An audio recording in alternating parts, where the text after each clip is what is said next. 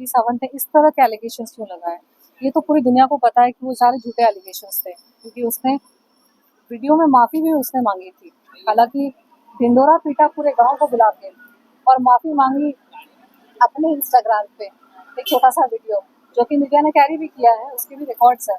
उनसे साथ तो करती रहती है हर साल, उसके किसी न किसी हस्बैंड को ये उसका उशीवाड़ा पुलिस थाने में आना जाना है, एफआईआर करना, शादी करना, फिर एफआईआर करना, फिर हस्बैंड को जेल भेजना। बॉयफ्रेंड्स के साथ भी उसने ये सब किया है, थप्पड़ मारना है। उसका स्वभाव बहुत खराब है। वो मीडिया, पता है कि वो एंटरटेनर है, मीडिया में आके कॉमेडी की आड़ में वो बहुत गंद मचा देती है। और मैम काफी लंबा समय रहा अंदर, जब आप गए थे कंप्लेन करने के लिए, क्या क्या हुआ इसके बारे में? हमारी मुलाकात हुई सबसे, और उनको ऑलरेडी पता था हमारा मैटर, क्योंकि नितिन जी ने, मिस्टर सातपुते ने उनको ऑलरेडी मटेरियल भेज दिया था। तो एक मुद्दा उनको पता था, लेकिन उनको कुछ और सवाल पूछने थे, बैकग्राउंड कि ये मुद्दा कब से शुरू हुआ है, क्या असली मैटर है, क्यों इस तरह से वो भी समझने की कोशिश कर रहे थे कि राखी सावंत ने इस तरह के एलिगेशंस क्यों लगाए। ये तो पूरी दुनिया को पता है कि वो सारे झूठे एलिगेशंस थे, क्योंकि उसने वीडियो में माफ़ी भी उसने मांगी थी। हालांकि ढिंडोरा पीटा पूरे गांव को बुला के और माफ़ी मांगी अपने इंस्टाग्राम पे एक छोटा सा वीडियो, जो कि मीडिया ने कैरी भी किया है, उसके भी रिकॉर्ड्स हैं। लेकिन आप किसी इंसान को इस तरह से सड़कों पे घसीट के आप उसके बारे में अनशन आप बोल रहे हो, फिर आपकी मर्जी होती है, अचानक से आप माफी मांग लेते हो, तो सबको पता है, पूरी पब्लिक को, पुलिस को भी पता है कि ये राखी के ड्रामे हैं। लेकिन वो समझने की कोशिश कर रहे थे कि वो करती क्यों है ऐसा।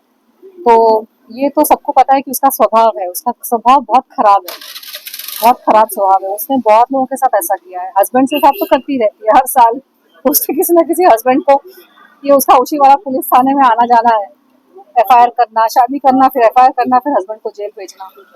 बॉयफ्रेंड्स के साथ भी उसने ये सब किया है, थप्पड़ मारना है। उसका स्वभाव बहुत खराब है। वो मीडिया, पता है कि वो एंटरटेनर है, मीडिया में आके कॉमेडी की आड़ में वो बहुत गंद मचा देती है, और लोगों को भी लगता है ना ये कॉमेडी करती है तो अच्छी इंसान है। नहीं, कॉमेडी करने वाला अच्छा इंसान कोई कनेक्शन नहीं है। जस्ट बिकॉज कोई समाज सेवा कर रहा है तो अच्छा इंसान जरूरी नहीं है। और समाज सेवा कितनी कर रहा है आप जाके देखो तो सही। हमारे देश में बहुत सारे गुंडे मवाली है जो अपनी छवि को सुधारने के लिए उन्होंने संस्थाएं खोल के रखी है। ये तो आदि काल से, प्राचीन युग से चला आ रहा है। किसी गुंडे को अपनी छवि अच्छी बनानी है, संस्था खोल के रख दो, दो चार लोगों को दान पुण्य करने का दिखावा कर दो, पब्लिक को लगता है करे वाह आप तो बहुत महान आत्मा है। राखी सावंत जैसे लोग आके मीडिया में कॉमेडी करते हैं, फनी हरकतें करते हैं, हंसाते हैं, इसका मतलब ये नहीं कि वो अच्छे इंसान है। पीछे दूसरों का नुकसान भी कर रहे हैं, गलत काम भी कर रहे हैं, लोगों की जिंदगी भी खराब कर रहे हैं। तो ये जिस पे आप बीती होती है ना, उसी को समझ में आता है। 2018 में जो वीडियोस उसने बनाए, उसने मुझे अपनी कॉमेडी का पात्र बनाया, अपने अटैक का पात्र बनाया। उसने घात पे घात करती गई, झूठ झूठ बोल के। और जो ईमानदार सही सरल इंसान होता है ना, उसको बहुत चोट लगती है। उसकी जिंदगी में बहुत सारे असर फिर उसमें होते, पर्सनल लाइफ, प्राइवेट लाइफ में। लोग आपको अलग नजरिए से देखना शुरू करते हैं जब आपके बारे में ये सारी बातें सुनते हैं। कोई आएगा नहीं पुलिस स्टेशन, मेरे घर में कोई आके कंफर्म कर रहा है कि मैं क्या हूँ, कौन हूँ, मैं सच में ड्रग्स लेती हूँ कि नहीं, सच में मैं सारे हरकतें करती हूँ कि नहीं, कोई पूछेगा नहीं। कोई जानता भी नहीं है ना मुझे। लोग तो हमें स्क्रीन पे देखते हैं, जो सुनेंगे हमारे बारे में लोग वही बिलीव करेंगे। और राखी सावंत तो डंके की चोट पे एक नहीं 6, 7, 8, 10 वीडियो बना के उसने ये सारे गंद मचाया। तो क्या मुझे हक नहीं बनता है कि मैं जस्टिस मांगू, अपने लिए न्याय मांगू? मैं सरल हूँ, मैं सॉफ्ट स्पोकन हूँ। आप देख रहे हैं, पिछले हफ्ते मैंने इंटरव्यूज करी, मुझ में उतनी शक्ति नहीं होती है इस तरह के लोगों से लड़ने की। फिजिकली मैं उतनी स्ट्रांग नहीं, मैं मेंटली इमोशनली बहुत स्ट्रांग हूँ, स्पिरिचुअली स्ट्रांग हूँ। फिजिकल स्ट्रेंथ मुझ में भगवान ने शायद उतनी नहीं दी है, इसलिए मैं थक जाती हूँ। मुझे अपने आप को थोड़ा सा उठाना पड़ता है, थोड़ा सा अपने आप को मोटिवेट करके मैं, लेकिन मैं, ये शैतान है, कितने सारे शैतान है, मैं अकेले कितनों से लड़ूं? मैं, शक्ति होनी चाहिए ना एक इंसान में। और मुझे बनाया नहीं भगवान ने ऐसी लड़ाइयाँ करने के लिए। इंटरव्यूज भी देती हूँ, थक जाती हूँ उसके बाद। और राखी सावंत को देखो, घंटे पर घंटे बोलती गई हर रोज मीडिया के सामने। मैं एक दिन मीडिया के सामने आती हूँ, मुझे 3 दिन मुझे रेस्ट लेना पड़ता है। मैं मंदिर जाती हूँ, थोड़ा रेस्ट करती हूँ, थोड़ा अपना स्पिरिचुअल कनेक्शन कुछ भी करके, वो सारी चीजें अपने आप को शांत करने के लिए, अपने आप को थोड़ा वो करने के लिए। तो मुझसे नहीं होता है, लेकिन फोर्स हो गई हूँ, मुझे फोर्स हो गई, करना पड़ेगा अपने लिए, वरना दुनिया ही ऐसी है। मैम मी टू मूवमेंट में भी आप सबसे पहले खुल के आई थी, उसके बाद में कहीं ना कहीं पूरी इंडस्ट्री आ गई, तो इस पर भी क्या लगता है आपको? लेकिन कुछ जो केसेस है उस पर अब तक कार्रवाई नहीं हुई है, तो उसके बारे में बताइए। क्योंकि विक्टिम्स की आवाज इतनी बुलंद नहीं होती है। शैतानों की आवाज, दैत्य दानवों की आवाज, जो राक्षस होते हैं ना, राक्षसी प्रवृत्ति के जो लोग होते हैं, उनमें एक अलग तरह की शक्ति होती है। और जो विक्टिम्स होते हैं, जिन पे ऑलरेडी प्रताड़ना करी हुई है, अत्याचार हुआ पड़ा है, उनकी तो वैसे भी शक्ति किसी ने तोड़ दी है ना।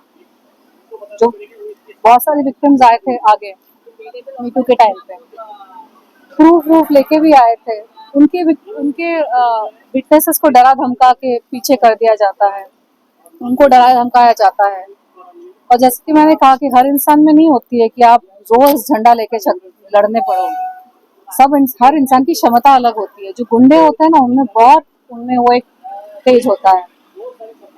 इससे तो पहले आप मैम नाना पाटेकर के बारे में काफी कुछ बोल रही थी, उनके बारे में क्या कहना चाहेंगे आप कि कहीं ना कहीं उनके अगेंस्ट जब 2018 में केस फाइल की, लेकिन अब तक उस पर कोई कार्रवाई नहीं हुई? क्योंकि हमारे 14 विटनेसेस थे, 14 विटनेसेस में 1.5 विटनेसेस के स्टेटमेंट रिकॉर्ड हुए। कई प्राइम की विटनेसेस को फोन कर करके डराया गया था। उन्होंने मुझे खुद से बोला है कि हमें डर लगता है इस आदमी से, ये क्या कर बैठेगा हमारे साथ। अलग अलग लोगों के फोन आ रहे थे उनके पास। 2018 के बाद मेरे पे भी कई बार हमले हुए, जैसे कि मैं कह रही थी, अजीब अजीब घटनाएं घटी, अजीब अजीब तरीके से मुझे मेंटली टॉर्चर किया गया, फिजिकल हार्म पहुंचाने की कोशिश की गई। तो आप तो सोच ही सकते हैं कि इस तरह की चीजें जब होती है तो ये कोई बड़ी बात नहीं है अगर मीटू के विक्टिम्स को जस्टिस नहीं मिला है। और यहाँ पे देखो, राखी सावंत के हस्बैंड हर साल जेल चले जाते हैं। जो राक्षस होते हैं वो अपनी बुलंद आवाज से लॉ एंड ऑर्डर को, पुलिस को और जुडिशरी को, हर चीज को मैनिपुलेट करके रहते हैं। जो शरीफ इंसान होता है ना, उसकी आवाज भी सॉफ्ट होती है। हमें भगवान ने बनाया ऐसा है, विनम्र बनाया है, सॉफ्ट बनाया है। हमें दुनिया को अच्छा बनाने के लिए बनाया गया है, लेकिन हम शैतान से लड़ लड़ के थक जाते हैं। हम दुनिया को कैसे सुंदर बनाएं, बताइए आदिल ने आप। भी काफी गंभीर आरोप लगाए थे, जैसे ड्रग्स देना, ये सब चीजें, लेकिन जब राखी को पूछा गया, पर्सनली मैं ही पूछा था उनको, तो फिर राखी का कहना है कि आदिल क्या दूध पीता बच्चा है, दूध तो नहीं पीता है, ड्रग्स तो खुद दे सकता है। तो इस पे क्या टेक है? कहीं ना कहीं आप भी बोल रहे हैं कि आप पे भी काफी आरोप लगा है। राखी ने तो मुझ पे आरोप लगाए थे कि मैंने उसको रेप पार्टी में ले जाके ड्रग्स दिए हैं। मैंने आज तक रेप पार्टी तो दूर की बात, मैं किसी बॉलीवुड पार्टी में भी नहीं गई हूँ। रेप पार्टी क्या होती है मैंने देखा भी नहीं है। मैं शराब भी नहीं पीती हूँ, हार्ड लिकर भी नहीं पीती हूँ मैं, और मुझ पे ऐसे एलिगेशन लगा दिए। आदिल भी तो बोल रहा है कि राखी सावंत खुद ड्रग्स करती है। आदिल ने वीडियो में आके बोला है कि राखी सावंत खुद ड्रग्स करती है, उनको भी ड्रग्स दिया है। तो राखी सावंत मुझ पे क्या एलिगेशन लगा रही है? तो राखी सावंत को झूठ बोलने की आदत है। और मैं ये दावे के साथ अब कह सकती हूँ, आदिल की बातें सुनने के बाद, राजश्री की बातें सुनने के बाद, और बाकी उसके हस्बैंड के साथ जो हाल हुआ है, कि राखी खुद जो करती है, खुद जो काले कारनामे करती है, करतूतें करती है, वो सारी चीजों का खुला चिट्ठा वो दूसरे पर लगाती है, अपने आप को हटा देती है और दूसरे का नाम सुपर इम्पोज कर देती है। अगर राखी सावंत को जानना है, पहचानना है, तो आप उसके एलिगेशन सुनो दूसरों के बारे में। वो दूसरों के बारे में जो जो एलिगेशन लगाती है, वो खुद है वो सारी चीजें, वो खुद वो सारी चीजें करती है।